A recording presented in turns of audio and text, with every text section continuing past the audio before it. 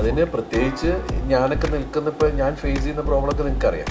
ആ സമയത്ത് ഇത്ര ഹ്യൂജ് മണി ഇൻവെസ്റ്റ് ചെയ്യാനായിട്ട് ഒരു പ്രൊഡ്യൂസർ വരിക എന്ന് പറയുന്നതാണ് അപ്പം അത് ഞാൻ ഇതിന് മുമ്പ് ഇപ്പോൾ എൻ്റെ ലൈഫിൽ ഇപ്പോൾ അരുൺ ചെയ്ത രാമലീല, എൻ്റെ ലൈഫിൽ ക്രിട്ടിക്കൽ സ്ഥലത്ത് എൻ്റെ ലൈഫിലെ ഏറ്റവും വലിയ ബ്ലോക്ക് ബസ്റ്റർ ഹിറ്റാണ് ആ മൂവി. ഇനി CID മൂസേനെ നമ്മൾ വേറെ സ്ഥലത്തായിരിക്കും പോസ്റ്റ് ചെയ്യുന്നത്, പ്ലേസ് ചെയ്യുന്നത്. CID മൂസയും ആ നായുമായിരിക്കും അതിൽ മെയിൻ ക്യാരക്ടേഴ്സ് വരാം. I always think that Malayalam films have been very, very ahead of their times. And Indian cinema's best work has come out of Malayalam, and people always look up to Malayalam cinema. ഇപ്പോൾ ജയറാമേൻ്റെ അടുത്ത് ഞാൻ പറഞ്ഞപ്പോൾ ജയറാമേട്ട പറഞ്ഞു, ഞാൻ അഭിനയിക്കുന്ന സിനിമയിൽ നിനക്ക് എന്തെങ്കിലും വേഷം, അപ്പോൾ സർ പോസ്റ്റ് ചേട്ടാ അയാൾ വന്നിട്ടുണ്ട് കേട്ടോ, അങ്ങനെയൊക്കെയുള്ള വേഷം മതിയോ? പിന്നെ ഇംപ്രൂവൈസ് ചെയ്യും. അപ്പോഴത്തേക്ക് പറയുമ്പോൾ നമുക്ക് ചേട്ടാ നമുക്കിത് വേണ്ട, ഇതിങ്ങനെയാണെന്ന് പറയുമ്പോഴത്തേക്ക് പുള്ളി ഉടനെ പറയാം ഷാജുനെ അവന് വേണ്ടെന്ന് പറയാം, എന്നാൽ പിന്നെ നമുക്ക് അടുത്ത പടത്തിൽ ഇടാം. I've heard that you love Fahad Fasil so much. Oh yes, totally. He's an actor I really admire. I think he's another actor who's just, he's broken bounds in terms of language. That's too much generalization, no? Sharp, ரொம்ப sharp. Yeah, they're catching it. Of course, you have to be. Why not? Kerala girls ரொம்ப sharp എന്ന് പറഞ്ഞിട്ട് ശംഭുവിനെ തോന്നും. WhatsApp വഴി English പഠിക്കാൻ English cafe ഉള്ളപ്പോൾ English ഒരു വിഷയമേ അല്ല. English cafe presents you the perfect English. English cafe, we present you the perfect English. WhatsApp now 9633388575.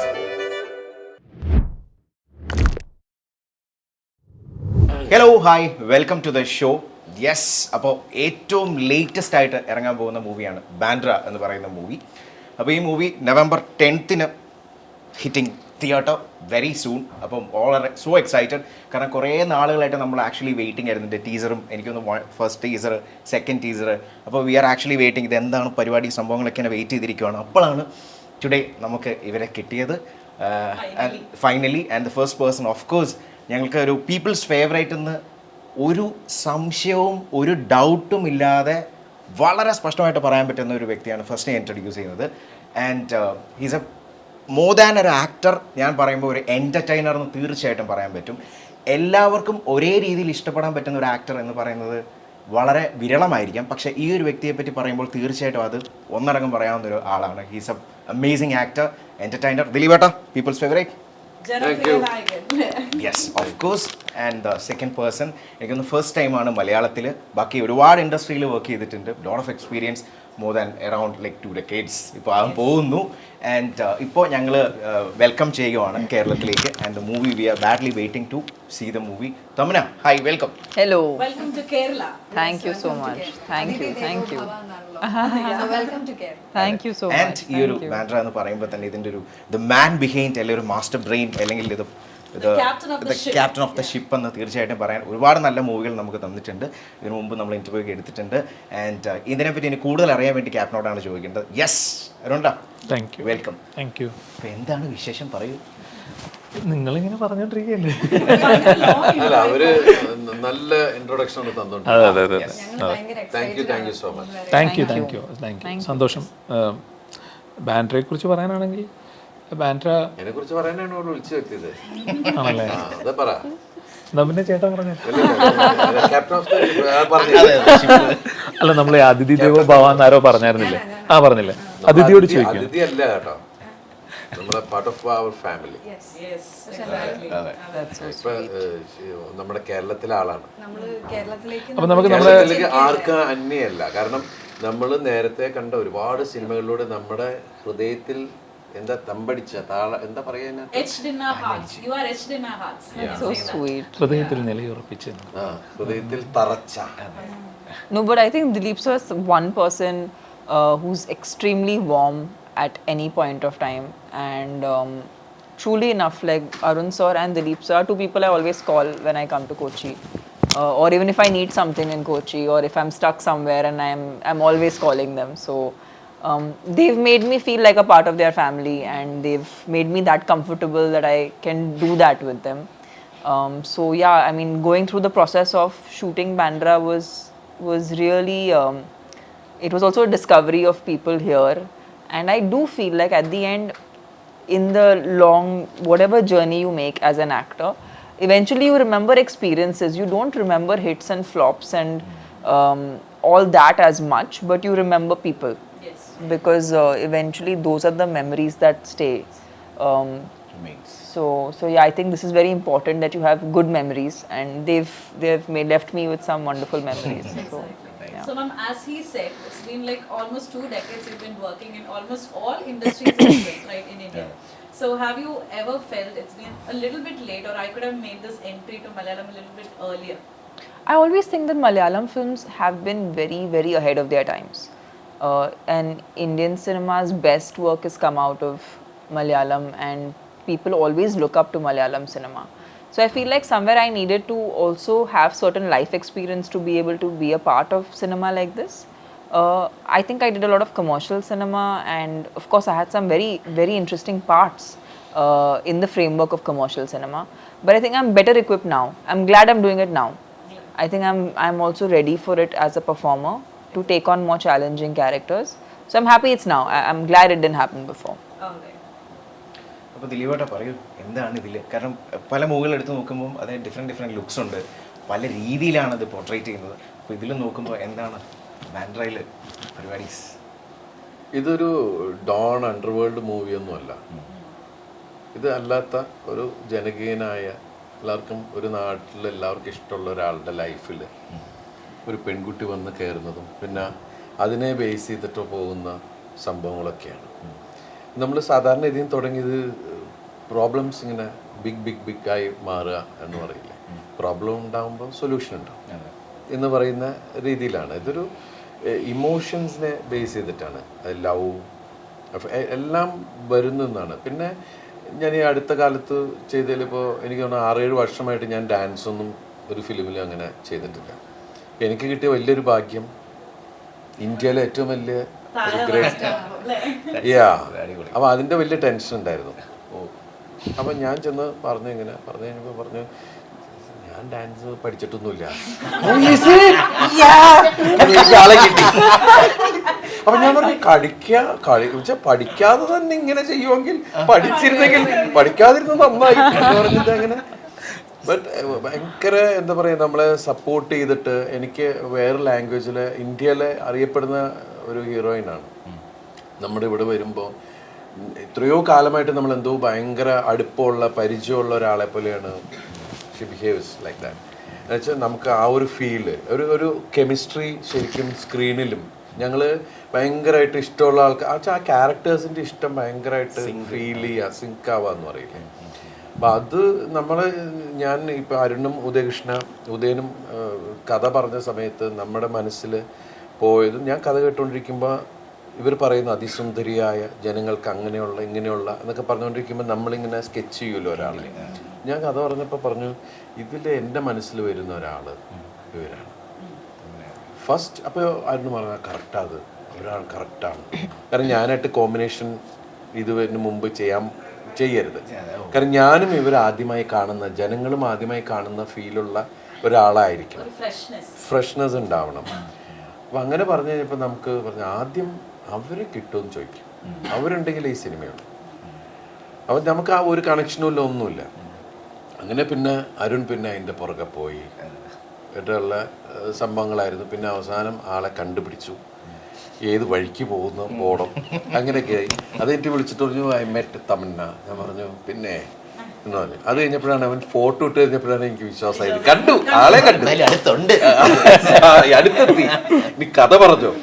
അപ്പോൾ കഥ പറഞ്ഞു, കഥ ഇഷ്ടമായി എന്ന് പറഞ്ഞു. പക്ഷെ ഞാൻ പൂർണ്ണമായി വിശ്വസിച്ചത് പൂജയ്ക്ക് ഞാൻ നേരിട്ട് കണ്ടപ്പോഴാണ് സമയത്ത്. കാരണം നമ്മളെ സംബന്ധിച്ച് ഡ്രീം കംസ് ട്രൂ എന്ന് പറയുന്നത് അത് കഴിഞ്ഞ് നമ്മൾ ഒരു വർഷത്തെ ഒരു പ്രോസസ്സ് ഉണ്ട്. ഒരുപാട് സ്ഥലത്ത് നമ്മൾ ഷൂട്ട് ചെയ്തിട്ടാണ് അവസാനം നമ്മളുടെ ഒരു ഇതുവരെ ഞാൻ ചെയ്തതിൽ ഏറ്റവും വേറൊരു ടൈപ്പ് മൂവിയാണ്.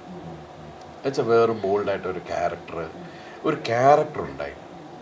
അയാളുടെ ലൈഫ്, അയാളുടെ സ്ട്രഗിൾ വെച്ചാൽ ഏതൊരാളും ലൈഫിലെ സാക്രിഫൈസസ്, അങ്ങനെ ഒരുപാട് കാര്യങ്ങളുണ്ടല്ലോ. അത് ഏതൊരാൾക്കുണ്ട്, ആണിനുമുണ്ട് പെണ്ണിനുമുണ്ട് എന്ന് പറയുന്നത്. അപ്പം 2 പേരും ലൈഫിൽ സാക്രിഫൈസ് സ്ട്രഗിൾ ചെയ്യുന്ന ഇമോഷൻസ് എല്ലാം കൂടി ഉള്ളൊരു ബിഗ് ഫിലിമാണ്. അപ്പം അത് ഞാൻ ഇതിന് മുമ്പ് ഇപ്പോൾ എൻ്റെ ലൈഫിൽ ഇപ്പോൾ അരുൺ ചെയ്ത രാമലീല എൻ്റെ ലൈഫിൽ ക്രിട്ടിക്കൽ സ്ഥലത്ത് എൻ്റെ ലൈഫിലെ ഏറ്റവും വലിയ ബ്ലോക്ക് ബസ്റ്റർ ഹിറ്റാണ് ആ മൂവി. അതിനുശേഷം ഇപ്പോഴും നമുക്കങ്ങനെ സിനിമ ആവശ്യമുണ്ട്. ഇപ്പോൾ കഴിഞ്ഞ സിനിമ ദൈവാനുഗ്രഹിച്ച് ജനങ്ങളത് ഭയങ്കരമായിട്ട് സ്വീകരിച്ചു, വോയിസ് ഓഫ് സത്യനാഥൻ. അതിനുശേഷം വരുന്ന എൻറ്റയർലി ഡിഫറെൻ്റ് ആയിട്ടുള്ളൊരു മൂവിയാണ് ഈ മൂവി ബാന്ദ്ര. അപ്പോൾ അതിന് ശരിക്കും പറഞ്ഞാൽ ഇതിൽ ഒരുപാട് ആർട്ടിസ്റ്റുകളുണ്ട്. ശരത്കുമാർ സാറുണ്ട്, പല ലാംഗ്വേജിൽ പല ആളുകൾ, ഡിനോ മോറിയോ, പിന്നെ വി ടി ഗണേഷ് സാർ, അങ്ങനെ ഒരുപാട് പേരുണ്ട്. പിന്നെ ഇതിൽ തന്നെ ഇപ്പോൾ തമന്നാജി ഹീറോയിനായി വരുമ്പോൾ വേറെ ആൾക്കാർക്കെല്ലാം ഡൗട്ടായിരിക്കും. നമ്മൾ പല ആൾക്കാരും ഇതിൽ വേറൊരു പ്രധാനപ്പെട്ട ഒരു വേഷമുണ്ട്. അതും അതുപോലെ ഒരു ഹീറോയിൻ ഓറിയൻറ്റഡ് ആയിട്ട് അങ്ങനെ ഒരാൾ ചെയ്യണം എന്നുള്ളതുണ്ടായിരുന്നു. അങ്ങനെ ചെയ്യണം എന്ന് പറഞ്ഞപ്പോൾ അതിൽ പല ആൾക്കാരെ പുറകെ പോയിട്ട് പലരും ഇങ്ങനെ മാറി. കാരണം തമന്ന പാട്ടിയാണ് ഹീറോയിൻ, അപ്പം ഇനി നമ്മൾ അവിടെ വന്നിട്ട് വലിയ കാര്യമൊന്നുമില്ല എന്ന് പറയുന്ന ഒരവസ്ഥയുണ്ട്. പക്ഷെ അതിനെ വന്ന ഒരാളാണ് ഇപ്പം നമ്മുടെ ഒരുപാട് അങ്ങനെ ഒരു കോമ്പിനേഷൻ ഏട്ടൻ മമത. അപ്പം നമ്മൾ അങ്ങനെ ഓരോ ആളുകളും അവരവരെ ഷാജോൺ, ഗണേശേട്ടൻ, അവരൊക്കെ അത്രയും തിരക്കുകൾ മാറ്റി വെച്ചിട്ട് ഈ സിനിമക്കാരുടെ ഷെഡ്യൂൾസ് ഇങ്ങനെ പല പല സ്ഥലത്തും അത്രയും. പിന്നെ ഈശ്വർ റാവു, നമ്മൾ ഇതിലെ അമ്മ ക്യാരക്ടർ, അപ്പോൾ അതിന് കറക്റ്റ് നമ്മൾ ഇന്ന ആൾ വേണം, അവരെ പോയി തേടി പിടിച്ച് അങ്ങനെ. അപ്പോൾ ഈ ഫിലിമിൽ വെച്ചാൽ ഡിഫറെൻറ്റ് കോമ്പാണ്, വരാത്ത കോമ്പിനേഷൻസ് ഒരുപാട് ഇല്ല സംഭവിച്ചിട്ടുണ്ട്. പിന്നെ അതുപോലെ എല്ലാ ലാംഗ്വേജിലും ആൾക്കാർ അവരുടെ ലാംഗ്വേജ് സംസാരിക്കുന്ന ഒരു മലയാള ഫിലിം എന്ന് പറയില്ലേ, അതൊന്ന് അയാൾ മലയാളം പറയുക. നമ്മളിപ്പോൾ ഇന്ത്യയിൽ നമ്മൾ പല പല സ്ഥലത്ത് പോകുമ്പോൾ അവിടെയുള്ള ആൾക്കാരെ നമ്മുടെ പോലെ സംസാരിക്കണം എന്ന് പറയാൻ പറ്റില്ലല്ലോ. അപ്പോൾ അവർ ഹിന്ദി സംസാരിക്കും, നമുക്ക് ഹിന്ദി അറിയാമെങ്കിൽ നമ്മൾ ഹിന്ദി സംസാരിക്കും, അല്ലെങ്കിൽ നമുക്ക് അറിയാവുന്ന ഒരു രീതിയിൽ സംസാരിക്കും. തമിഴാണെങ്കിൽ തമിഴിലെ ആൾ മലയാളം പറയാൻ ശ്രമിക്കുന്നില്ല, ആൾ തമിഴാണ്. ഒരാൾ തെലുങ്കാണ്, അല്ലെങ്കിൽ ഒരാൾ കന്നഡയാണ്. ആ ഒരു രീതി തന്നെയാണ് നമ്മൾ ഈ മൂവിയിൽ ക്യാരക്ടേഴ്സ് ആയിട്ടാണ് പോയി. പക്ഷേ ഇന്ത്യൻ, കാരണം നമ്മൾ പല സ്ഥലത്ത് യാത്ര ചെയ്തുകൊണ്ടിരിക്കുകയാണ്. അപ്പം അങ്ങനെ ഡിഫറെൻ്റ് ആയിട്ടുള്ള കുറേ കാര്യങ്ങൾ.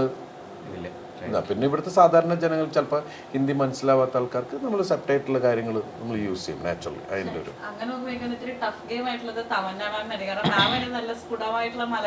പക്ഷേ തമന്നാജിയുടെ ഒരു ക്വാളിറ്റി എന്ന് പറഞ്ഞിട്ടുണ്ടെങ്കിൽ എല്ലാ ലാംഗ്വേജിലും വർക്ക് ചെയ്ത് മലയാളം മാത്രമേ വരാത്തുള്ളൂ, ബാക്കി എല്ലാ ലാംഗ്വേജും അറിയാം.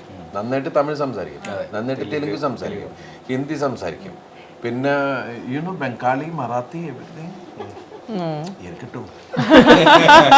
Okay, I know. He prompted me. Yes, I know. പിന്നെ അതുപോലെ തന്നെ ഒരു കാര്യം ചോദിക്കാം, ഇപ്പം നമ്മളിപ്പോൾ ഒരാളെ കൺവിൻസ് ചെയ്യാന്നുള്ളത് വലിയൊരു പാട്ടാണല്ലോ. അല്ലെങ്കിൽ സ്ക്രിപ്റ്റ് കൊടുക്കുമ്പോൾ അല്ലെങ്കിൽ കഥ പറയുമ്പോൾ മേ ബി അവർ ചിലപ്പോൾ ഒരു ടൈം എടുക്കും, ചിലപ്പോൾ ഒരു 1 വീക്ക് ആയി കഴിഞ്ഞിട്ടായിരിക്കും ദിവസം പറയുന്നത്. പക്ഷേ എനിക്ക് തോന്നുന്നത് തമിഴ്നാട് അടുത്ത് പറഞ്ഞ ടൈമിൽ ആ ഒരു അപ്പം തന്നെ ഇമ്മീഡിയറ്റ് ആയിരുന്നു. നമുക്ക് പൊതുവെ ആൾക്കാരോട് കഥ പറയുമ്പോഴത്തേക്കും നമ്മൾ കഥ കേട്ടതിന് ശേഷം അവർ ഭയങ്കര പ്രോസസ്സിങ്ങിന് ഒരു ടൈമൊക്കെ എടുക്കും.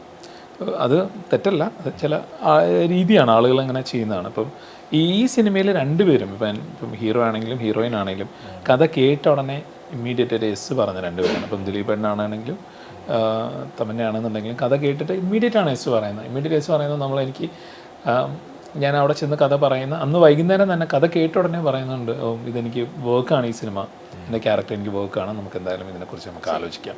അവരുടെ ടൈമും സ്കെഡ്യൂളും ആണ് അവരുടെ ഭയങ്കര ഈ പറയുന്ന കുറച്ച് വ്യത്യാസം ഉണ്ടായിരുന്നു. ഫസ്റ്റ് കഥ കേൾക്കുമ്പോൾ ബട്ട് അത് കഴിഞ്ഞ് തമന്ന സെഡ് യെസ്, അപ്പോഴാണ് എൻ്റെ S. Why sudden yes? Why did you say Why did you sudden commit after? this film? So when Arun sir narrated the story to me, I definitely saw his overall vision. I think that's what really clicked for me. I love the fact that he was establishing a world and we all were playing very, very well-etched parts. You know, it's always very nice to be a part of a film. And I think Dileep sir was explaining, it's very rare that you come across scripts where all stratas of society will relate to it. But you're playing very different characters. You know, so the characters have no connection with regular people, but still the journey is something that everyone will somewhere connect with. So I got that wholesome experience, and I don't know if you know how a narration goes, but it's normally a long process. Okay. And if you can sit through it and feel good after it, that is it's a trade secret. You know, normally I'm like after 3 hours I'm either going to sleep or I'm about to. Is it? Yeah, so I really enjoyed when I was getting the narration. I was really like I was intrigued. It's storytelling, right? Essentially, it is you getting engrossed into some life, into some world. So I think that was what was most exciting. And then of course it happening with Dileep sir, and I understand that certain characters on paper they have so much definition, but only when a certain actor comes and performs it does it become alive. And when I saw Dileep sir performing and I was standing in front of him and performing those scenes, he has such a larger than life presence, and to top that he's a world class actor. So I think that is what is, you know, that's what it takes to sometimes add so much more value to characters that are written well, but it needs something more. I mean, we talk about what is that X factor. I think it's that. And I feel like that's why in this film particularly, the casting was crucial. And not just for our characters, but I feel everybody's every character, the casting was very, very crucial because it's very peculiar. And I think Arun sir was very specific that he wanted specific people for specific parts. And I think that's been his largest, you know, struggle with the film, because he was very convinced about certain people doing certain parts. And I think that's worked in our favor. Like when we see those people performing those parts, we, you know, we don't have to, it's just communicated on its own. And I've seen some of the best filmmakers of our country not choose actors because they're a star or not because they are someone, but because they actually suit the part. Correct. Because they bring authenticity to it. You know, so yeah, there were many reasons for me to be a part of Bandra. ദിലീപേട്ട, ഇപ്പം ദിലീപേട്ടനും ഷാജോൺ ചേട്ടനും കൂടെ ഒരുമിച്ച് വന്നു കഴിഞ്ഞാൽ എപ്പോഴും ഒരു humour ആയിട്ടുള്ള റോളുകളായിരിക്കും ചെയ്യുന്നത്. ബാൻഡ്രയിലും അങ്ങനെ തന്നെയാണോ? ഇല്ല, ഇപ്പൊ രാമലീലയില് ഞാൻ ഹ്യൂമറൊന്നും ചെയ്തിട്ടില്ല. പിന്നെ സിറ്റുവേഷനിൽ കുറച്ച് തമാശകൾ സംഭവിച്ചിട്ടുണ്ട്. പക്ഷെ ഇതിൽ അങ്ങനെ ഹ്യൂമർ അല്ല, ഇത് പ്ലസന്റ് മൂവിയാണ്. പക്ഷെ ഷാജോനെ സംബന്ധിച്ചിട്ടാണെങ്കിലും എന്നെ സംബന്ധിച്ചിട്ടാണെങ്കിലും ഡിഫറെൻറ്റ് ക്യാരക്ടറാണ്. ഞാൻ ചെയ്യുന്ന ആല എന്ന് പറയുന്നതാണെങ്കിലും ഷാജോൻ ചെയ്യുന്ന മിർച്ചി എന്ന് പറഞ്ഞിട്ടൊരു കഥാപാത്രമാണ്. എനിക്ക് തോന്നുന്നു ഷാജോന് ഭയങ്കരമായിട്ട് പെർഫോം ചെയ്യാനുള്ള സ്കോപ്പുണ്ട് ഈ മൂവിയിൽ. നിങ്ങൾ സിനിമ കാണുമ്പോൾ മനസ്സിലാവും. ടീച്ചറിൽ തന്നെ നമുക്ക് മനസ്സിലാവുന്നുണ്ട്. കാരണം വെച്ചാൽ ഷാജോൻ വേറെ സിനിമകൾ മാറ്റി വെച്ചിട്ടാണ് ഈ സിനിമയുടെ കൂടെ തന്നെ നിന്നത്. അതുപോലെ തന്നെ എടുത്തു പറയേണ്ട ഒരാളാണ് സമയം ഇൻവെസ്റ്റ് ചെയ്ത്. കാരണം ഇവിടെ നിയമസഭയും പ്രശ്നങ്ങളൊക്കെ നിൽക്കുമ്പോഴാണ് നമ്മളുടെ കൂടെ വന്നിട്ട് ഗണേശേട്ടൻ. കാരണം തമിഴ്നാജിയുടെ ഡേറ്റ്, തമിഴ്നാജി ഓരോ ലാംഗ്വേജിലും വർക്ക് ചെയ്തുകൊണ്ടിരിക്കുകയാണ്. അതിൻ്റെ ഇടയിലാണ് നമ്മൾ പോയിട്ട് ഡേറ്റ്സ് ചോദിച്ചുകൊണ്ടിരിക്കുന്നത്. നമ്മൾ ഗുജറാത്ത്, രാജസ്ഥാൻ, ഡൽഹി, ബോംബെ ഒക്കെ വർക്ക് ചെയ്തുകൊണ്ടിരിക്കുകയാണ്. അപ്പോൾ ഇതിൻ്റെ കൂടെയൊക്കെ അദ്ദേഹത്തിന് വരേണ്ടി വന്നിട്ടുണ്ട്. പിന്നെ ഇതിനേക്കാളൊക്കെ അപ്പുറം ഇത് വലിയൊരു സിനിമയാക്കുക എന്ന് പറഞ്ഞാൽ നമ്മുടെ ഒരു പറയാന്നുള്ളത് പ്രാവർത്തികമാക്കുക എന്ന് പറയില്ലേ, അതിന് നല്ല പണച്ചെലവുണ്ട്. അതിന് പ്രത്യേകിച്ച് ഞാനൊക്കെ നിൽക്കുന്നപ്പോൾ ഞാൻ ഫേസ് ചെയ്യുന്ന പ്രോബ്ലമൊക്കെ നിങ്ങൾക്കറിയാം. ആ സമയത്ത് ഇത്ര ഹ്യൂജ് മണി ഇൻവെസ്റ്റ് ചെയ്യാനായിട്ട് ഒരു പ്രൊഡ്യൂസർ വരിക എന്ന് പറയുന്നതാണ്. അത് ആ സിനിമ ഇഷ്ടപ്പെടുക, നമ്മളെ ഇഷ്ടപ്പെടുക, നമ്മളെ വിശ്വസിച്ചിട്ട് ഒരാൾ ഇൻവെസ്റ്റ് ചെയ്യുക എന്ന് പറയും. അത് തീർച്ചയായിട്ടും ഫൈനൽ ജഡ്ജസ് ജനങ്ങളാണ്. ജനങ്ങൾ ഈ സിനിമ കാണാൻ തിയേറ്ററിൽ വരും എന്നുള്ള വെച്ചാൽ ഇതൊരു തിയേറ്ററിക്കൽ എക്സ്പീരിയൻസ് ഉള്ളൊരു മൂവിയാണ്. ഈ സിനിമ തിയേറ്ററിൽ തന്നെ വന്ന്, കാരണം അത് അതിൻ്റെ ഫീൽ അപ്പോഴേ മനസ്സിലാവുള്ളൂ. അതിൽ ഇതുപോലെ മ്യൂസിക്കൽ സാം CS ആണ്. ഇപ്പം നമുക്കാണ് ഇവിടെ നമ്മൾ കണ്ടതിൽ ലാസ്റ്റ് വന്ന RDX ആണ് സാം ചെയ്തത്. വിക്രം വേദ മുതൽ നമ്മൾ സാമിൻ്റെ ഡിഫറെൻറ്റ് ഫിലിംസ് കണ്ടുകൊണ്ടിരിക്കുന്നതാണ്. പിന്നെ ഫൈറ്റ്, അനുപറിവ് തുടങ്ങിയ ആൾക്കാരൊക്കെ എല്ലാവരും കൂടി ചേർന്ന് ഒരുക്കിയിരിക്കുന്നൊരു, പിന്നെ ക്യാമറ ഷാജി, അങ്ങനെ ഒരുപാട് പേര്, എഡിറ്റർ വിവേക് ഹർഷൻ തുടങ്ങിയ എല്ലാം വെച്ചാൽ വലിയ ക്വാളിഫൈഡ് ടെക്നീഷ്യൻസ് എന്ന് പറയുന്ന ഒരു എല്ലാവരും കൂടി ചേർന്ന് നിൽക്കുന്ന ഒരു സംഭവം. ദിലീപേട്ട, ഞാനിപ്പോൾ ആദ്യം പറഞ്ഞ പോലെ തന്നെ ഇപ്പം ആൾക്കാരെ ഒരു ഇഷ്ടം കിട്ടുക എന്ന് പറയുന്ന വലിയ പാടുള്ളൊരു പരിപാടിയാണ്. ഇപ്പോൾ ദിലീപേട്ടൻ്റെ ഒരു സ്റ്റാർട്ടിങ് വെച്ച് സ്ക്രാച്ച് നോക്കുമ്പോൾ തന്നെ ആ ഒരു -1 നിന്ന് സ്റ്റാർട്ട് ചെയ്ത് ഫോർട്ടിട്ട് ഗ്രോ ചെയ്ത് ഇപ്പോൾ ഈ നിൽക്കുന്ന ഒരു വ്യക്തി വീണ്ടും ഗ്രോ ചെയ്യാൻ വേണ്ടി ഇനിയും നല്ല നല്ല പടങ്ങൾ ചെയ്യാൻ വേണ്ടി ഉള്ളൊരിതാണ്. അപ്പോൾ കമൽ സാർ എനിക്കൊന്ന് ഏതോ ഒരു ഇൻ്റർവ്യൂ ടൈമിൽ പറഞ്ഞ് ഞാൻ ഓർമ്മയുണ്ട്, ദിലീപ് ആണെങ്കിലും ഷൈൻ ടോം ഒക്കെ ആണെങ്കിലും ഡിറക്ഷൻ എന്നുള്ളൊരു എയിമിലായിരുന്നു വന്ന് പെട്ടത്. പക്ഷേ പിന്നെ അവിടുന്ന് ആക്ടിങ് എന്നുള്ളൊരു ഇതിലേക്ക് വന്നു. അത് ഞാൻ ഇതിപ്പോൾ ഇത്രയും പറഞ്ഞതിൽ ഫസ്റ്റ് മൈൻഡിൽ വന്നൊരു കാര്യം എന്താണ്, ഈ കമൽ സാർ പറഞ്ഞത്. പക്ഷെ ഞാൻ ഏറ്റവും ആദ്യം അഭിനയിക്കാൻ വന്ന ആളാണ്. അത് പിന്നീടാണ് ഞാൻ ആദ്യം ജയറാമൻ്റെ അടുത്ത് പറയുന്നത് ഐ വാണ്ട് ടു ആക്ട് എന്നുള്ള രീതിയിലാണ്. അപ്പൊ പുള്ളി പറഞ്ഞത് എടാ നീ ഇപ്പൊ മെലിഞ്ഞ്, ഞാൻ ഭയങ്കര മെലിഞ്ഞിരുന്നിരുന്ന ഒരാളാണ്, ഭയങ്കരമായിട്ട് സ്ലിം ആയിരുന്നു. അപ്പൊ ജയറാമൻ്റെ അടുത്ത് ഞാൻ പറഞ്ഞപ്പോൾ ജയറാമൻ്റെ പറഞ്ഞു ഞാൻ അഭിനയിക്കുന്ന സിനിമയിൽ നിനക്ക് എന്തെങ്കിലും വേഷം. അപ്പൊ സർ പോസ്റ്റ് ചേട്ടാ അയാൾ വന്നിട്ടുണ്ട് കേട്ടോ, അങ്ങനെയൊക്കെയുള്ള വേഷം മതിയോ? ഞാൻ പറഞ്ഞു അങ്ങനെയല്ല, എന്നാലും ആൾക്കാർ തുമ്മുമ്പോൾ ആ സ്പീഡിൽ പോകരുത്, ഒന്ന് കാണണം എന്ന് പറഞ്ഞു. അപ്പോഴാണ് പുള്ളി പറഞ്ഞു വെച്ചിട്ടുണ്ടെങ്കിൽ നീ സിനിമ പഠിക്കുക. അങ്ങനെയാണ് ഞാൻ കമൽ സാറിൻ്റെ കൂടെ അസിസ്റ്റൻ്റ് ആവുന്നതും ഇതൊക്കെ. പിന്നെ ഞാൻ ഒരു ഘട്ടത്തിൽ ഇപ്പം ഞാൻ വിട്ടു ആക്ടിങ്, വിട്ടിട്ട് പിന്നെ ഞാൻ ഫുൾ ഡയറക്ഷൻ ആ രീതിയിലൊക്കെ ഞാനും ലാലും ഒക്കെ സാറിൻ്റെ കൂടെ എപ്പോഴും പോവുക, ഡിസ്കഷൻസ് ആ രീതിയിലൊക്കെയായി മാറി. പിന്നെ യാദൃശ്ചികമായിട്ട് ഞങ്ങൾ കമൽ സാർ ഇടയ്ക്കൊരു ബ്രേക്ക് വന്ന സമയത്ത് ഞങ്ങൾ വേറെ ഒന്നും ചെയ്യാണ്ട് ഇങ്ങനെ നടക്കുക. ആ സമയത്താണ് സൈന്യം എന്ന് പറഞ്ഞ സിനിമയിൽ ഇങ്ങനെ അഭിനയിക്കാൻ ആൾക്കാർ ആവശ്യമെന്ന് പറഞ്ഞിട്ടാണ് പിന്നെ അങ്ങനെ പോയി. അങ്ങനെ എങ്ങനെയൊക്കെയോ ഇങ്ങനെയൊക്കെ അങ്ങനെ ദിലീപേട്ട അപ്പോഴാണോ ഞാൻ ഇവിടെ കേട്ടിട്ടുണ്ട് ഈ കഥ പറയുമ്പോൾ അതില് ദിലീപേട്ടന് ചെയ്യണം തോന്നിയ ഒരു ക്യാരക്ടർ ദിലീപേട്ടൻ ഇങ്ങനെ സൈഡിൽ നിന്നുകൊണ്ട് ആ പയ്യൻ ഇങ്ങനെ ആയി മാറും. ഓക്കെ മെലിഞ്ഞ പയ്യൻ, ആ മുടിയുണ്ട്, ആ ഒരു സമയമാണോ അങ്ങനെ? അതൊക്കെ ഉണ്ടായിരുന്നു. ഞാൻ പറഞ്ഞ അതാ ഒരു സ്ഥലത്ത് ഞാൻ വിട്ടു എന്ന് പറഞ്ഞത്, നമ്മളിങ്ങനെ പല ഡിസ്കഷൻ നടക്കും അവിടെ വെച്ച് ചെയ്യുന്ന ആ കഥാപാത്രം അവസാനം അത് എല്ലാം റെഡിയാക്കി നമ്മളെ കൊണ്ടാവുന്ന രീതിയിൽ ഞങ്ങളൊക്കെ കൂടി അതിനൊരു ഒന്ന് വർക്ക് ചെയ്ത് റെഡിയാക്കി വെക്കും. അവസാനം കമൽ സാർ പറഞ്ഞ ഡിസ്കഷൻ ഇരുന്ന എല്ലാ ക്യാരക്ടേഴ്സിനും അങ്ങനെ ഇങ്ങനെ ഇന്ന ആള് ഇന്നോവേഷൻ ചെയ്യുന്നു. ഇങ്ങനെ വരുമ്പോൾ നമ്മുടെ സംഭവം ഇങ്ങനെ ഇവര് അത് പിന്നെ ദിലീപ് ചെയ്യട്ടല്ലേ എന്ന് പറയും. ആ പറയുന്നതിന് മുമ്പ് തന്നെ മറ്റേ ക്യാരക്ടർ അത് ഇടവേള ബാബു ചെയ്യും, നമ്മൾ തളർന്ന്. അങ്ങനെ 3-4 സിനിമയില് ഇത് നഷ്ടപ്പെട്ടതോടുകൂടി ഞാൻ വിചാരിച്ചു നമുക്ക് വിരിച്ചിട്ടില്ല. ഞാൻ ആ ചാപ്റ്റർ ക്ലോസ് ചെയ്ത് വെച്ചപ്പോൾ തന്നെ. പക്ഷെ കമൽ സാറിന്റെ സിനിമയിൽ തന്നെയാണ് ഞാൻ ആദ്യമായിട്ട് ക്യാമറയുടെ മുമ്പിൽ വരുന്നത്. അത് യാദൃശ്യം പറ്റി ഇതിപ്പോ ആരാ പറയണത്, ആരുള്ളത്, സാർ ഞാൻ മതിയോ, നീ കയറിക്ക്, അങ്ങനെ ഞാൻ അങ്ങനെ കയറിയതാ. ഇപ്പൊ ഇതിനകത്ത് ഈ ഒരു കോമ്പോന്റെ കാര്യം നേരത്തെ ശമ്പുചേട്ടൻ സൂചിപ്പിച്ചിരുന്നല്ലോ. ഷാജോൺ ചേട്ടനുണ്ട്, ദിലീപേട്ടനുണ്ട്, അരുൺ ചേട്ടൻ. അപ്പൊ ഇതിനു മുമ്പ് ഇപ്പം ദിലീപേട്ടന്റെ കരിയറിലെ ബ്ലോക്ക് ബസ്റ്റർ ഹിറ്റ് ഉണ്ടാക്കിയതായിരുന്നു രാംലീല. അപ്പൊ അരുണേട്ടന് തോന്നുന്നുണ്ടോ അതൊരു ലക്കി കോംബോ ആയിട്ട് ഇതിലും വരും? അങ്ങനെ വന്നതാണോ ഷാജോൺ ചേട്ടൻ ഈ പ്രോഡക്റ്റ്? അല്ല അങ്ങനെ ലക്കി കോംബോ നോക്കിയിട്ടൊന്നുമല്ല, ഞാൻ അങ്ങനെ അതൊന്നും പ്രതീക്ഷിച്ചിട്ടല്ല. ആ ക്യാരക്ടറിന് ഷാജോൺ ചേട്ടൻ ഭയങ്കര ആപ്റ്റാണ്. അതായത് 2 കാലഘട്ടമുണ്ട്, 2 വർഷങ്ങളുടെ ഡിഫറൻസ് ഉള്ള ഒരു ക്യാരക്ടറാണ്. പിന്നെ കുറേ ലെയേഴ്സ് ഉണ്ട് ആ ക്യാരക്ടറിന്.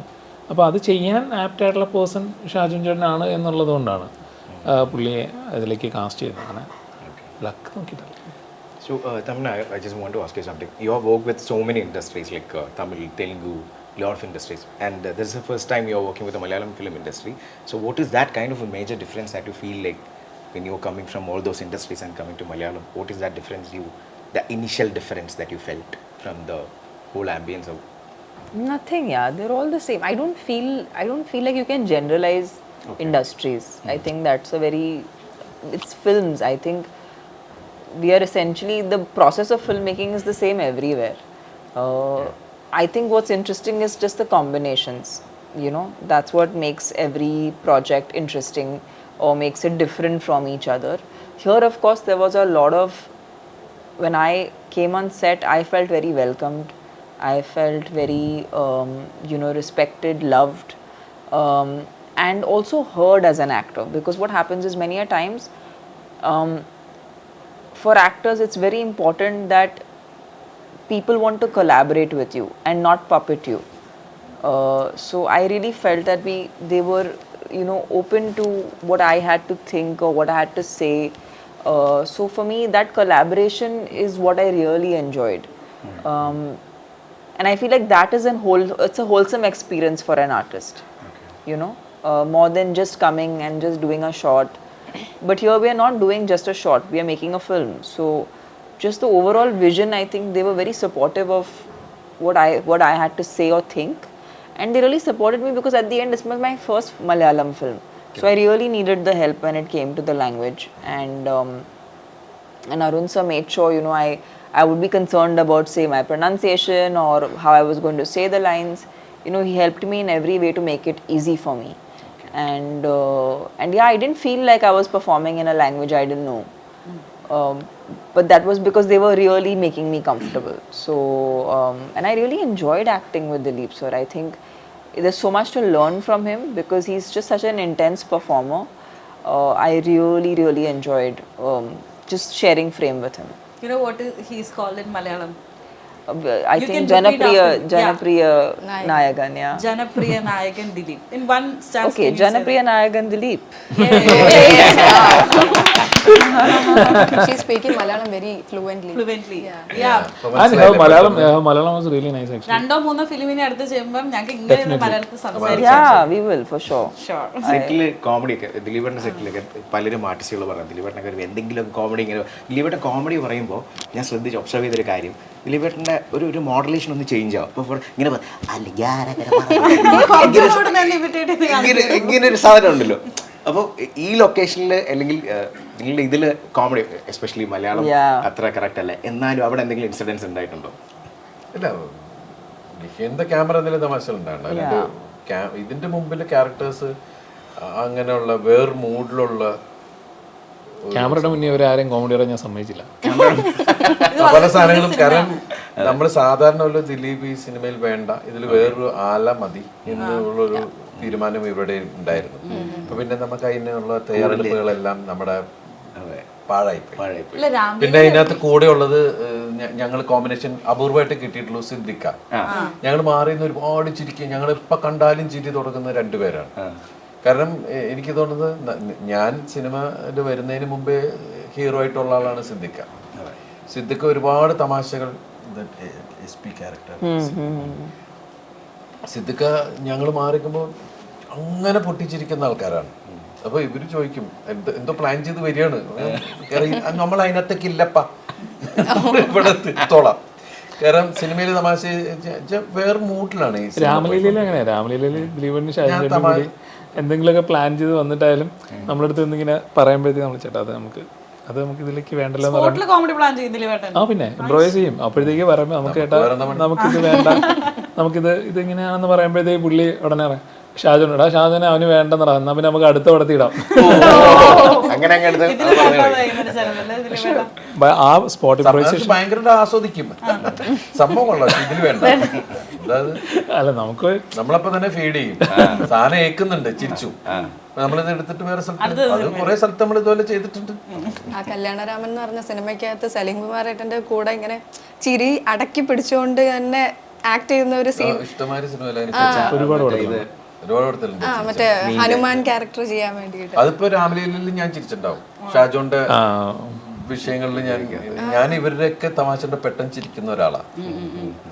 ഈ സിനിമയിൽ അങ്ങനെയൊന്നും ഇല്ലല്ലോ. ഈ സിനിമ ഞാൻ പറഞ്ഞില്ലേ, ഈ സിനിമ പ്ലസന്റ് നിങ്ങൾക്ക് വേറെ ക്ലാസ് ഉള്ളൊരു മൂവി ആയിരിക്കും. ഇപ്പം ഈ ഇന്റർവ്യൂ തന്നെ നിങ്ങൾക്ക് ഇത്തിരി ക്ലാസ് ആയിട്ട് തോന്നില്ലേ വന്നിരിക്കുമ്പോ? അപ്പൊ ആ ഒരു ക്ലാസ് തമിഴ്നാട്ടിലേക്ക് വന്നപ്പോ വേറെ ക്ലാസ് ആയി മൂവി. അപ്പൊ ആ ക്ലാസ് ഡിനോമോറിയോ, ശരത് കുമാർ എന്ന് പറയുമ്പോൾ വേറെ നമ്മൾ കാണാത്ത കുറെ കോംബോ വരുമ്പോ നമ്മളും കുറച്ച് ഡീസന്റ് ആവും. Tamannaah ji, have you ever seen or watched any Malayalam movies before? I have actually. I don't remember. I'm really bad with names, and I'm generally like the kind of person who always embarrasses myself because I very badly forget names. Sometimes with people I know. Okay. So yeah, I'm infamous for forgetting names. But yes, I do feel like for me it was aspirational to do Malayalam films, and I was waiting when I would get the right opportunity. And I know like this experience was so good. I know I will do more Malayalam films for sure, and I really want to. Yeah. So this is definitely first of many Malayalam films I'd do.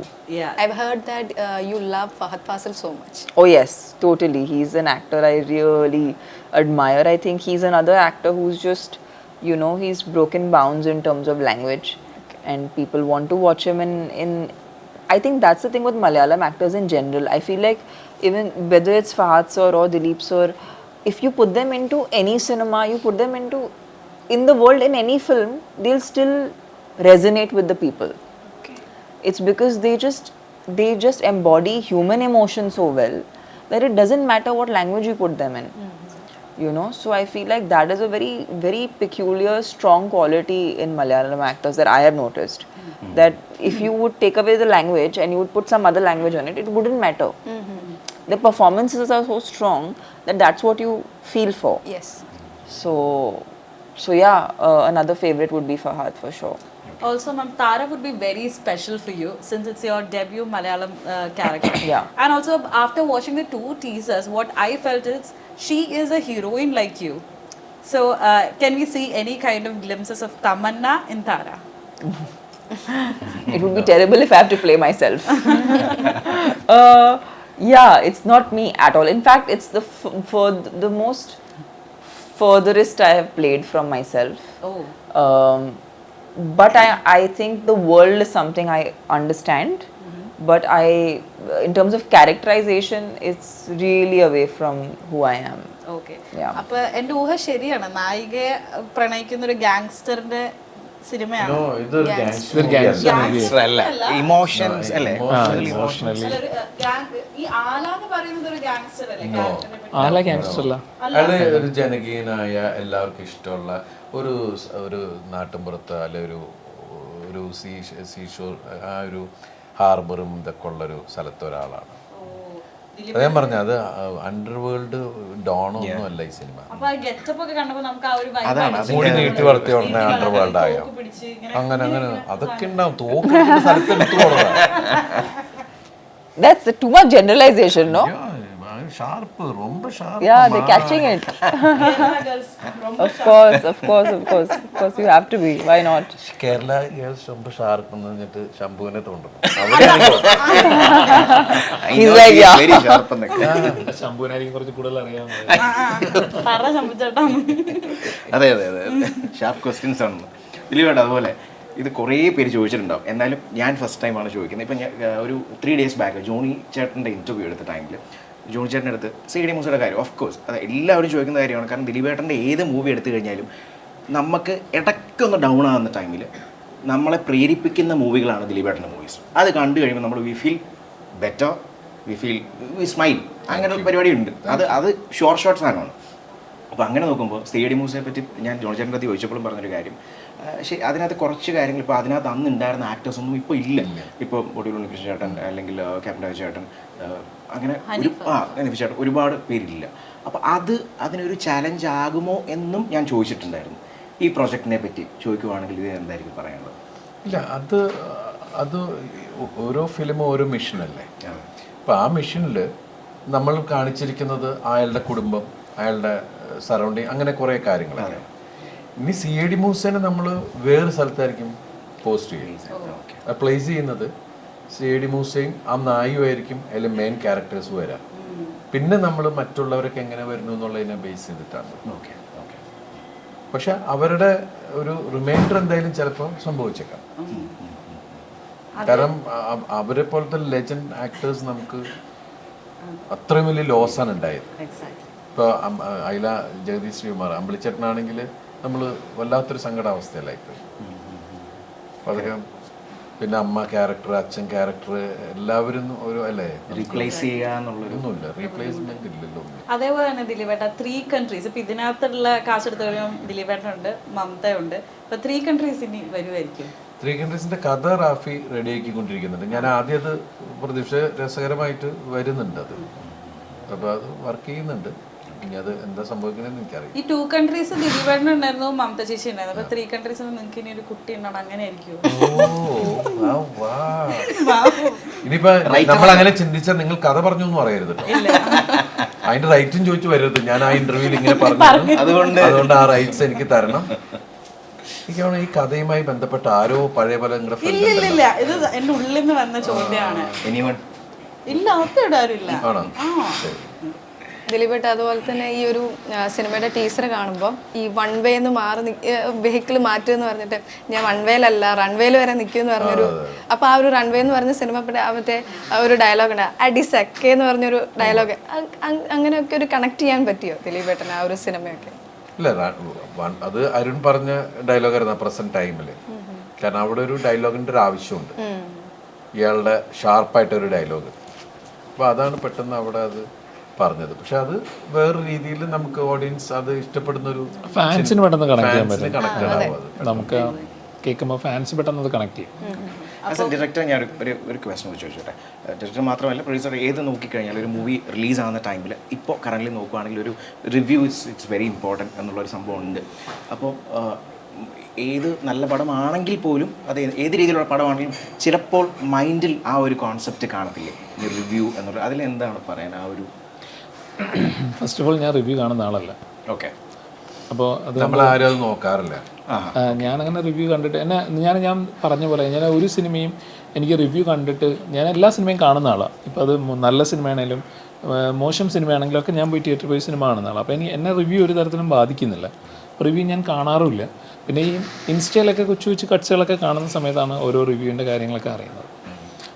നമ്മളുടെ ഒരു ചിന്താഗതി അതുമ്പോൾ വേറെ ആൾ വന്നിട്ട് കൈവയ്ക്ക് പിടിച്ചു വലിക്കുന്ന പോലെയാണത്. നമുക്ക് നമ്മുടെ taste ഉണ്ട്. നമുക്ക് ഈ സിനിമ എനിക്ക് കാണണം.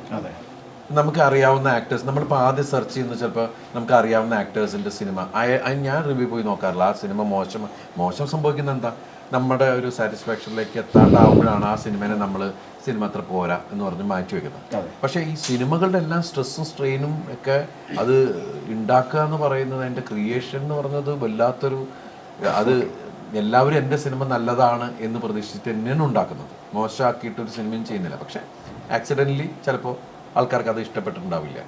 ചിലത് നമ്മൾ വിചാരിക്കാത്ത സക്സസ്സിലേക്ക് അതിനെ കൊണ്ടുപോകും. അപ്പോൾ ഇതൊരു അതിന് ഫോർമുലയൊന്നുമില്ല, സക്സസ്ഫുൾ ഫോർമുലയൊന്നുമില്ല.